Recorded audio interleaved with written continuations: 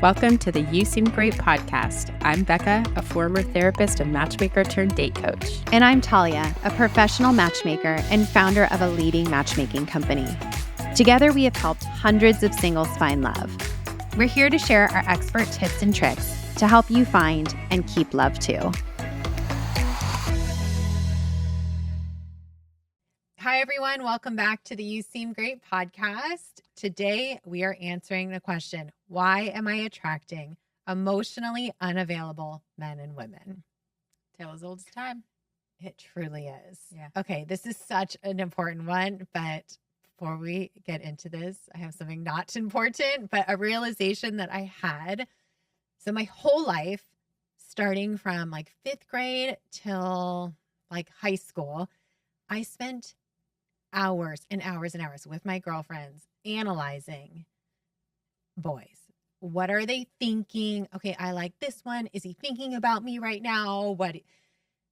Really in-depth analyzation. Yeah. So now I have a 13-year-old son, and we just went to watch the World Series, Go Dodgers, with all of his friends. And it was the first time I really saw a bunch of middle school boys like interacting with each other. Terrifying. It was quite terrifying. But I had this epiphany as these girls were trying to FaceTime in and trying to talk to them. And they're like, no, they are not thinking. They're watching sports and farting and just like not thinking about girls. And I wasted so many hours of my life wondering what they were thinking.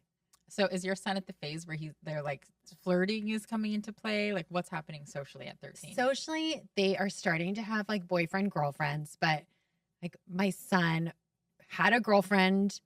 They went on a date. He came back and he's like, I'm too young for this, and broke up with her. Oh my gosh. So I think it's like starting, but the boys are not ready. Yeah, they're just not into it. Yeah. Even the fact that we as girls spend so much time analyzing what are they thinking. Like a boy's never thinking, like, Yeah. what is she thinking? They're He's just never. like, what do I want? Let's do Yes, that. Like, exactly. that's You like me, I like you. Okay, let's go. And Okay, we're like, fun. Yeah. when he said this one thing, I thought that, like, Yeah. no. He's saying he's not interested, but then he showed up at the Yes. same place I was at. Exactly. Like, no, you just have class together, you know? That's it. I know. Yeah. For some reason, my whole life, even as a matchmaker for 16 years, I never quite noticed that Yeah. until this moment. So That's I have funny. to share the boys. I was are just not asking thinking. our producer, what do men think? Like, I still don't know what men think half the time. It does feel like it's getting easier and easier, but I'm at a much younger stage with my kids. I have a 4-year-old boy and a 2-year-old girl.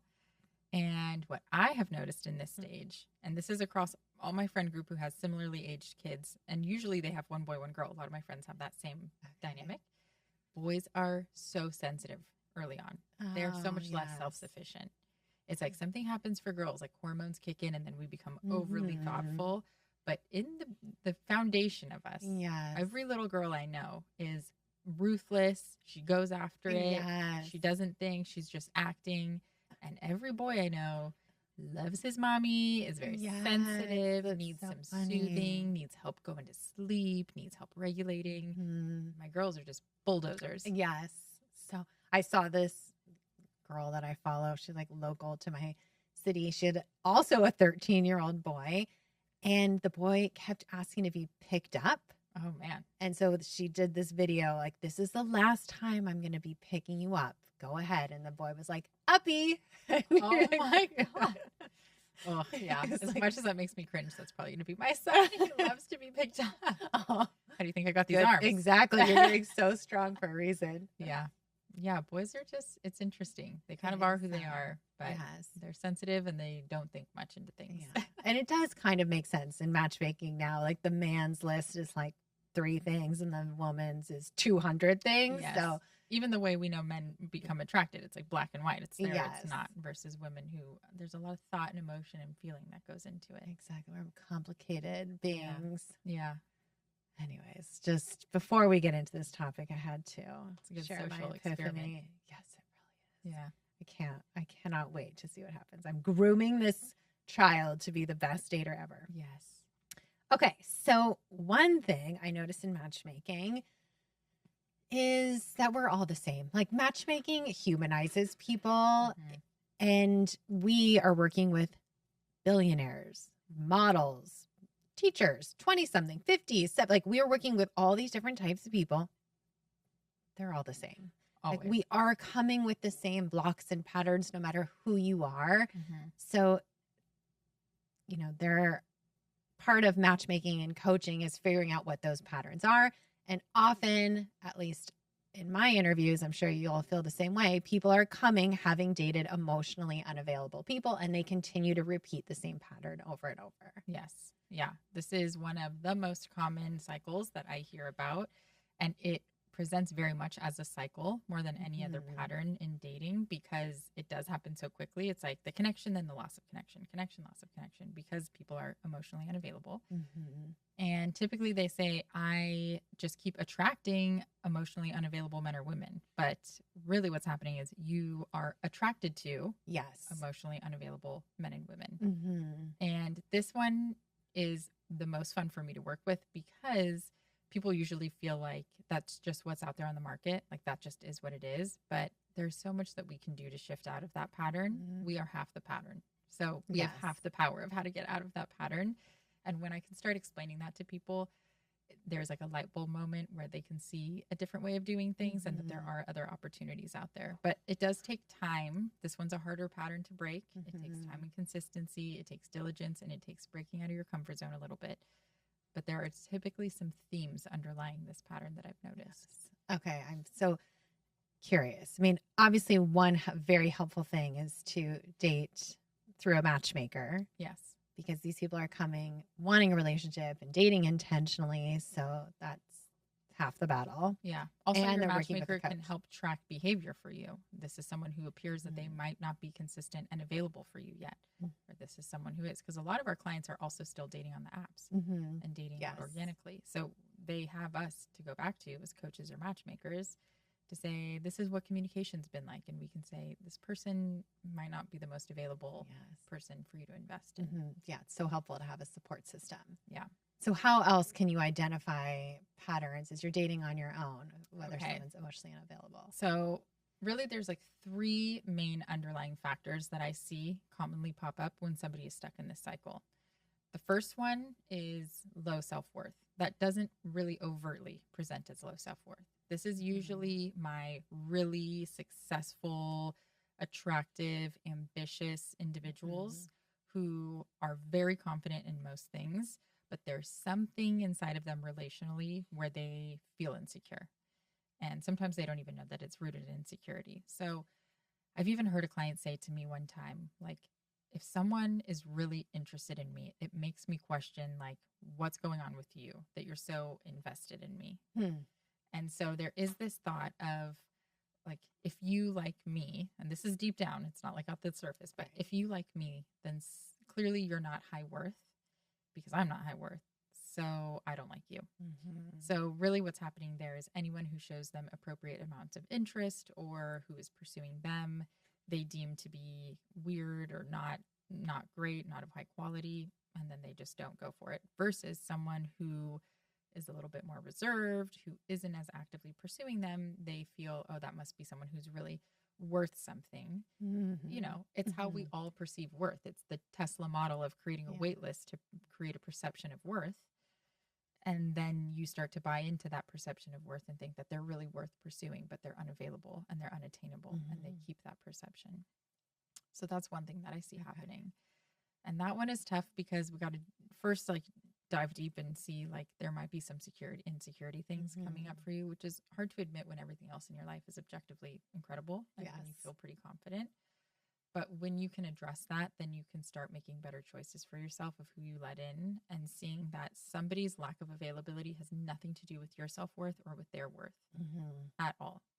And those are not things that you should pursue. So when someone is stuck in this, once they start being assertive about what they want, they start to realize their worth, but it's so scary for them to do so. So I love when someone is stuck in this cycle, the first time that they identify someone emotionally unavailable and break it off with them is like the most empowering thing. It's like, you know what? I realize that's not worth it. I'm not going to keep pursuing this woman who's not giving me anything back, or I'm not going to keep investing emotionally in this guy who's like, iffy with me.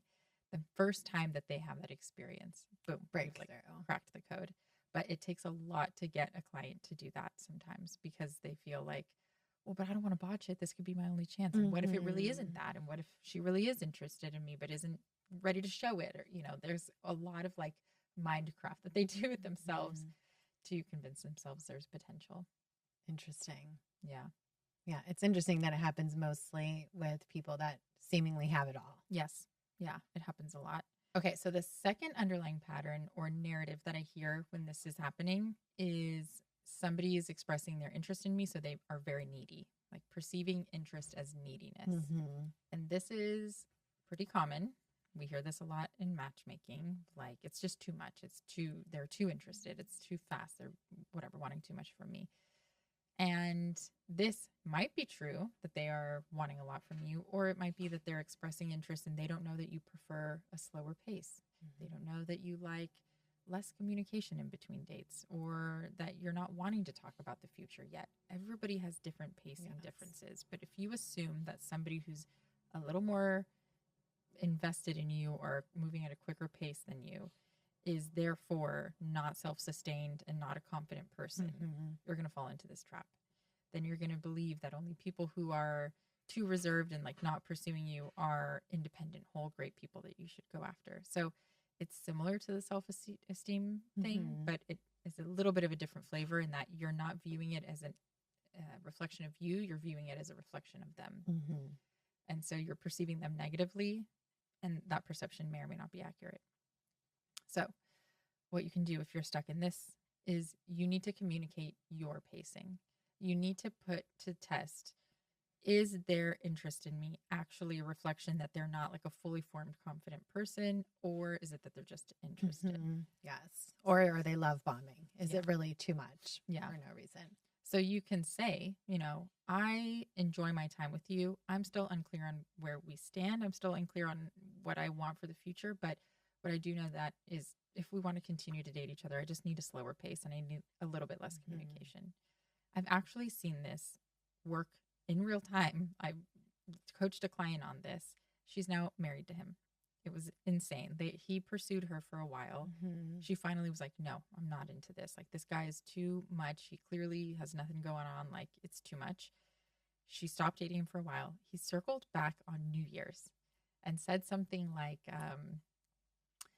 it's the new year and I figure, why not like just take this opportunity to let you know that I still think of you and would enjoy taking you out if you're open to it. If you still stand where you did a few months ago, I understand that as well, but why not embrace the new year? Love it. She went out with him. He did the same thing. He was kind of following up more than she would like, not excessive, but more than she would like. I said, why don't you just tell him? She's like, I'm allowed to do that? Yeah. Especially in this case, it felt so safe. She knew. Yeah. She liked her. So she told him and he said, yeah, no problem. And he pulled back. And the more he pulled back, she was like, oh my God, wait, I like this guy.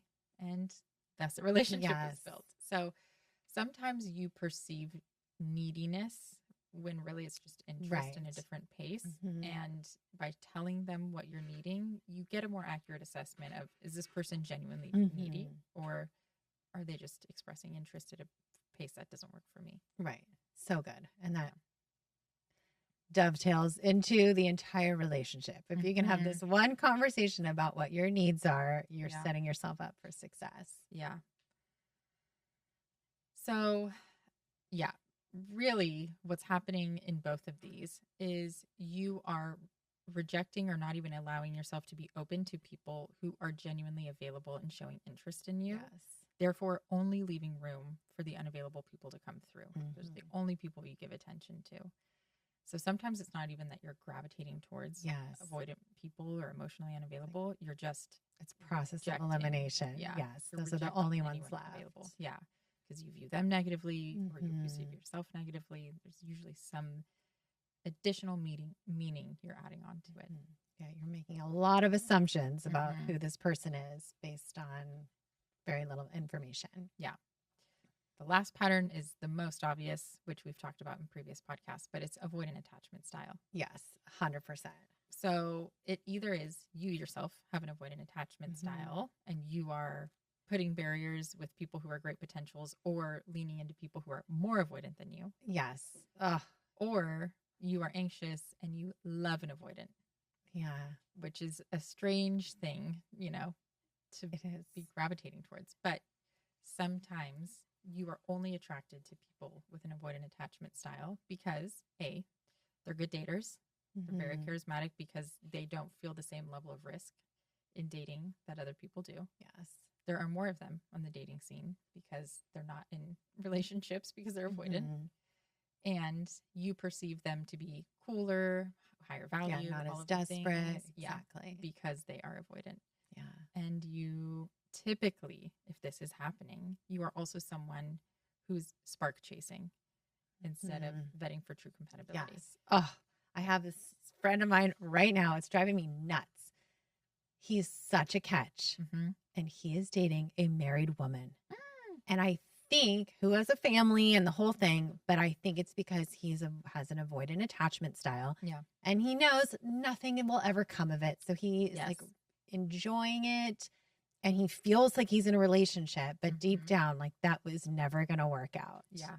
I see this happen all the time where the most emotionally close relationships that people with an avoidant attachment style are in have some external boundary to it, whether it's Yes. geography, they live other side of the Mhm. country, whether it's circumstance, they're married or have some other issue, or whether it's like they themselves are not ready, or Mhm. they're prioritizing work or something.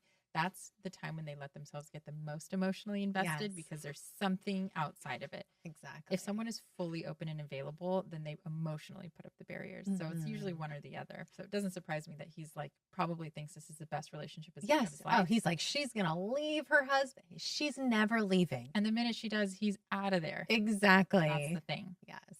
So, yeah, I also have a friend right now that I'm working on this with who continues to pursue and fantasize very unavailable men who treat her poorly. Mm. And anyone who's incredible but available, she's like, I'm just not attracted. It's like, Yes. I don't think it's an attraction issue. Right. I think it's an attachment issue. Mm. So, those are the So three common. underlying themes and patterns I see when we're stuck in the I just perpetually date unavailable Mhm. people. Yes. Which is, again, so common. We hear this Yeah. all the time. So when this comes up, call us, call Becca, Yeah. because you just have to break the pattern and recognize what you're doing. And if you really want a true relationship, you have to take the steps to break the pattern. Yeah. Exactly. And it's so helpful to work with a matchmaker because we can assess all of this for you. Mm-hmm. Yeah. The matchmaker is putting you on dates and getting that feedback and watching your process. So you get 1 or 2 dates in and she's noticing a Mhm. trend. She's going to start saying, I noticed that you tell me nothing went wrong on these dates, yet you don't want to see these people again. Mhm.